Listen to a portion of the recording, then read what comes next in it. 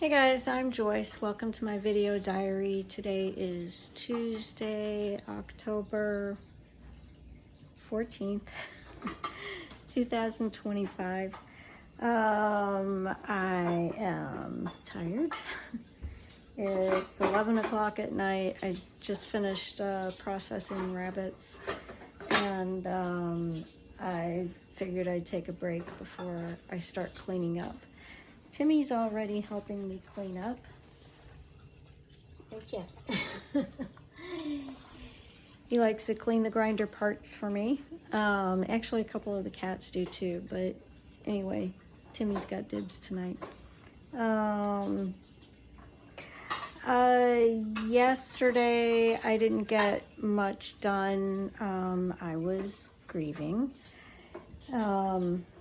But I'll show you some of my process that I will be modifying and some things that I've learned about how, about what works for me. So let's see if I can turn this around. So this is the appointment book that I made for myself. Well, of course, not an ideal setting, but anyway, this is the appointment book I made for myself. It's not bound. I had intended to bind it, but I have not. And what I was doing yesterday, because I did try to do some of this, was basically a to-do list, but I was categorizing the items as I was brainstorming. So if I thought of something that I wanted to do or need to do that is about working on the business, then of course it would go here. If it was about, like shopping or taking care of the kids, whatever, would go on Tuesday. And I found that was not working for me. It was an extra step. It was not just the brainstorming, but it was also the categorizing. And yeah, the categorizing at the same time was slowing my roll, basically.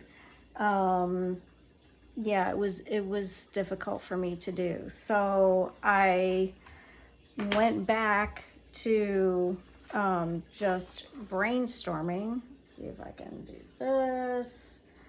Yeah, it looks like a storm, doesn't it?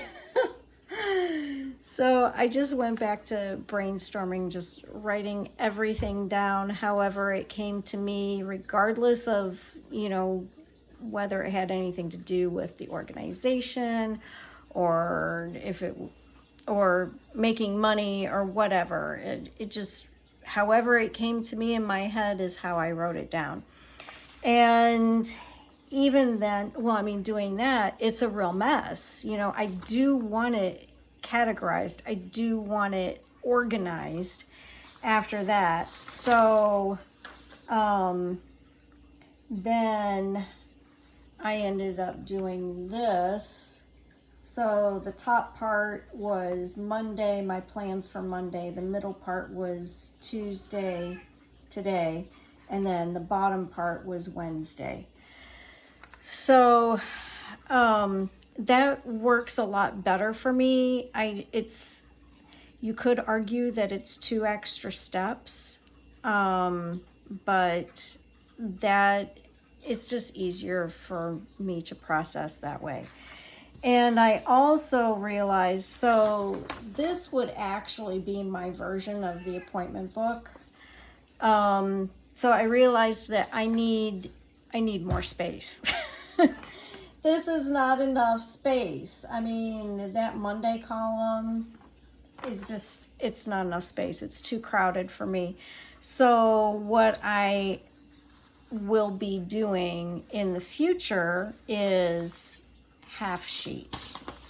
So it'd be like this, but all right, let's do this. All right, so it's like this would be Monday, and then Tuesday, basically like that. And then writing sideways like that, I think would be enough room for me. Now that's just once I get to the categorizing part. I'm still gonna brainstorm on a whole sheet, possibly two, because that looks like two sheets of paper to me at least. So yeah, that process works better for me, and it's possible that I would still tweak it, but I have done it partly this way recently and was really liking it. So, and then also with the driver's log that I made for myself. Okay, here we go. All right, so this is how I printed it out. I intended it to be also a half sheet, just in the other direction. And just because I think that's more manageable in the car to have this size of a log rather than the full 8.5 by 11. I don't know, we'll see. I mean, I have to bind it to know for sure. But anyway, that was my intention with the driver log. And I'm also noticing that I didn't think I cared about what restaurant I go to for like DoorDash, Grubhub. But I am going to record that at least for a little while. I didn't make a space for that in the driver log, but I'm fitting it in there. I'm going to record it. It may be something I care about. It may not. I did notice though that I've had a lot of orders from Jersey Mike's subs. They do a lot of business, at least with Grubhub. But I think I took some orders with via DoorDash for them before as well. What else am I wanting to? I'm wanting to track, or I started recording the time that, the times that orders came in, that I accepted them, because if, for example, if I get 10 orders in a day and 8 of them are between 3 and 4, not possible, I don't think, but just as an example, if 8 of them are between 3 and 4 and 2 of them were between 12 and 2, well, then I'm probably going to want to focus on the 3 to 4. And in the future, when I'm scheduling, then I can keep that in mind. So that's why I started recording the times that orders are being offered. Also, the miles, and I think this is only going to come up with DoorDash, but we'll see, because I've already found Grubhub, when they estimate how many miles an order will be when they offer you the job, it's very, very accurate.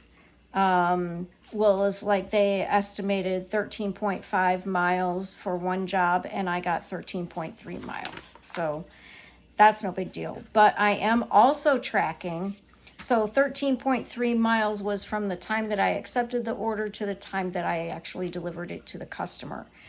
A lot of the orders I've been getting are pretty far away from where the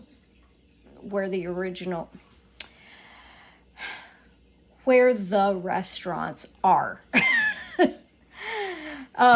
So I've got my return trip also before I can accept another order. That doesn't seem to be a problem with Grubhub though.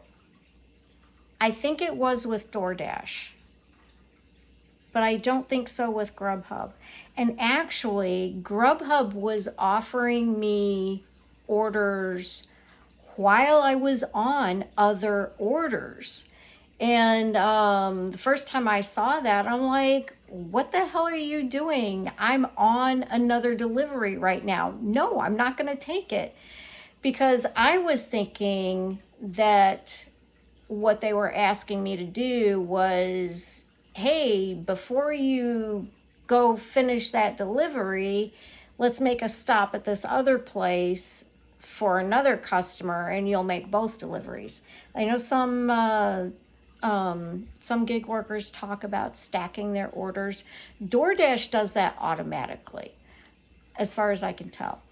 But yeah, I didn't want to do that because I'm like, well, okay, if I end up stopping somewhere while I'm in the process of delivering this other order and I stop somewhere, what if I end up waiting there for 15 minutes?